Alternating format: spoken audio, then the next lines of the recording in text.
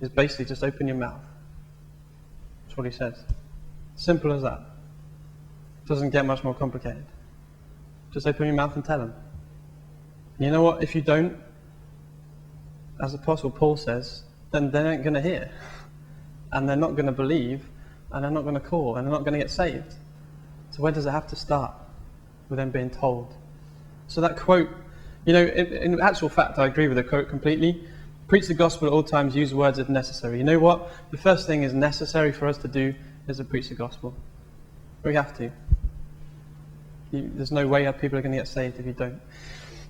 That's the first thing that we need to do. And I was thinking through this. Have you ever found that evangelism seems to be kind of like a burden and a drag to do? Kind of like, and I really don't want any of today to be like a guilt trip. Because so often we can have that with tons of stuff in Christianity, not just evangelism, but kind of, all the classic example is when people from, I'm not going to name any organisations, but they come, they're to do with giving money out to poor people, and they come and they put the pictures up on the screen of all the starving kids in Ethiopia and stuff like that, and your heart goes, whew, and that's like almost like a guilt trip, isn't it? That's not all a bad thing, but I don't want your evangelism to be a guilt trip. So me standing here and talking to you all about people going to hell and all about that stuff, and you're feeling so guilty about it because you haven't done anything about it, and you're going to go out. It shouldn't be like that, and I'll get on to how it should be before in a few minutes. But there's a lady in our church got baptized same time as me. Her name's Bethan. Really very similar situation to me. She used to think she was a Christian. She grew up in church. She knew all the stories. And you know what? When she gave her testimony at our baptism, she talked about all of the evangelism that she'd done before she was saved. All the times she'd gone out to give tracts out. All the times she'd gone out to do this and to do that. And she was trying so hard. But you know what? All it was some kind of guilt trip, trying to get rid of something in her own heart by doing it. And like we put it on the side and we say, I have to have my bit of evangelism for the week. And we have to get it done.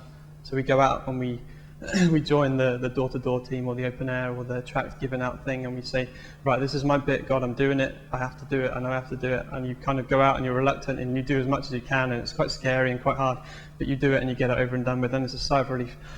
Done my evangelism, good, that's it. It shouldn't be like that.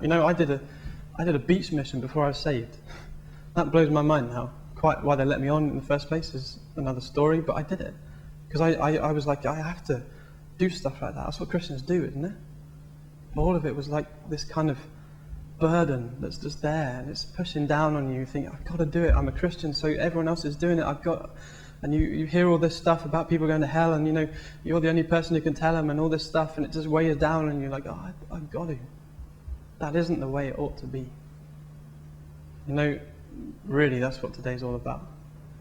Today is all about giving you a passion and giving you a heart that loves the gospel, so that it's not like this burden that's weighing.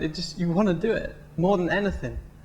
You know what? And sometimes there are choices. Okay, let's not get that wrong. It's not going to be just sweetness and light and so easy that you just kind of floating on air every time you're doing evangelism. You're going to have to make choices to go out and do it sometimes. Sometimes it's difficult. But for the most part, you can want to do it. You can be excited about it. It can be the time of your week you're looking forward to the most. Now that would be radical for most Christians, unfortunately. But that's the kind of people that we want to see. I want to see. I want myself to be. I don't know, think through your week. What's your highlight? What do you look forward to?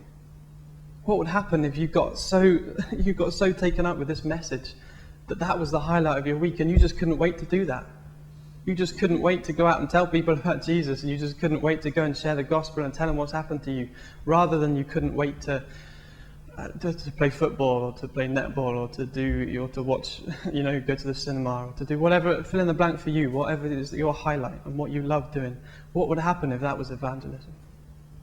It wasn't just I've got to do it. You know the feeling? And we all get it a lot of the time. But it doesn't have to be that way.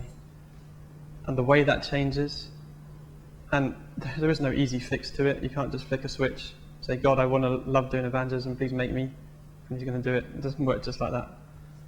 But to saturate yourself in it, to get yourself gripped in it, to come back to here, and you know at the start it will be an effort, and at the start there'll be tons of stuff crying out to you. You want to do this and you want to do that. There'll be all kinds of distractions, but get yourself saturated in the truth. Dwell on it, think on it. Paul says in Philippians, meditate on things that are good and are praiseworthy and are wholesome. Stop thinking about all the other stuff. Meditate on the truth, meditate on the gospel, meditate on God's word. And get that shoved into you. You know what? God's word is more powerful than we have any clue. You know what? I think sometimes it hits you, doesn't it? Sometimes you're sitting in church and kind of the preacher says something, it's like right at you and you're like, whoa. But a lot of the time you're sitting there and it's washing over you and it's changing stuff that you don't even know is happening. And that's the kind of thing we need. We need it the whole time. We don't need to sit there thinking, I'd have to have this massive revelation lightning bolt showing me exactly what this verse means. It's just washing me. And it's just going over you. And you know, that's why we sit in the office and we're doing all the practical work, making the CDs and stuff that's really boring to do. And we put a sermon on. We listen to some teaching. We, you know, even Christian CDs and stuff like that. Spend the time doing that. And let it wash over you. Because it doesn't have to be, you know, it shouldn't be a burden. And if, I'll probably be bold enough to say, if it is a burden to you, the gospel probably isn't going to come out right. In fact, it's going to come out pretty dull and pretty boring. Because if you're there and you don't want to be there, you know, I was kind of liking it to, I don't know if you ever have to do presentations on your degrees. I had to do one for my dissertation. And that was hard, because I really didn't care about my degree. That sounds bad, but I didn't.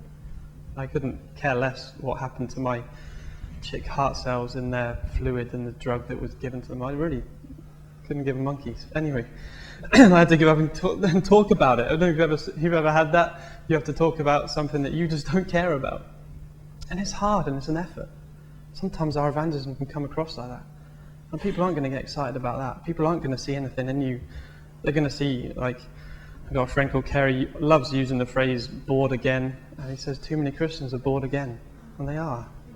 And it's a shame. But they're just going out and they're just giving this gospel message. And maybe they're saying the right words, but it just isn't coming out. Get gripped in the fact that, like, you're going to heaven. Just that truth. Just write that phrase on your wall and say, I'm going to heaven. And just read that like every day, 70 times a day. See what effect that has on your heart. I'm going to heaven. And even if you're just on the streets and you're shouting at someone, I'm going to heaven about 70 times, you know that's going to have more effect if you're saying it with conviction than some just mumbling some stuff and just trying to get it across and trying the burden. Trying to get rid of that kind of, that obligation that you feel you have to share the gospel. It starts in here. It starts with you. It starts with who you are. It starts with your heart. That principle that what's in your heart is going to come out as a real one. It's true. And you can't change it. Sometimes stuff comes out of our mouth and like you look back and you're like, was that really in my heart? Well, yes, it was. If you get the gospel in your heart, then it's going to come out your mouth in a way that's hear this right, in a way that's attractive, in a way that makes people sit up and listen, in a way that makes people kind of stop and take notice of you. And you know, it's going to be offensive. Maybe we'll get onto that in a little bit, but it isn't going to make people really happy telling them they're a sinner. Okay? It isn't. Never. If anyone gets really happy that you've told them they're a sinner, then they probably haven't got it. They don't even know what sinner means. So it's not going to take away the offense of it, but just the fact that you believe it, and they know you believe it, and they can see you believe it, and they can see that that's what your life's about, and that's what you're taken up with. That's going to have an effect. That'll have impact. You know, God's word does one of two things. Either it softens people's hearts and enables them to respond, or it hardens them. And it's going to do one of those two things. But at least it's going to have that impact and not just have someone walk away from you thinking, what was all that about? What was that person doing out there that didn't even seem like they wanted to be? So the first technique, or the only technique really we're going to give you, open your mouth. Just say it. And get it down so deep in your heart. That's what you love, and that's what you care about, and that's what you know, having grown up in a Christian home and having been to church all my life when I wasn't saved, I know what it's about to sit in church and just be bored out of your skull. You know, I can't actually tell you, but I'm sure a few years ago I could have told you how many organ pipes were in my church back home. Probably could have told you how many light fittings, and you know when you look around for patterns and you're trying to, because you're just bored out your skull. I can honestly say that isn't the truth now. I want to be here.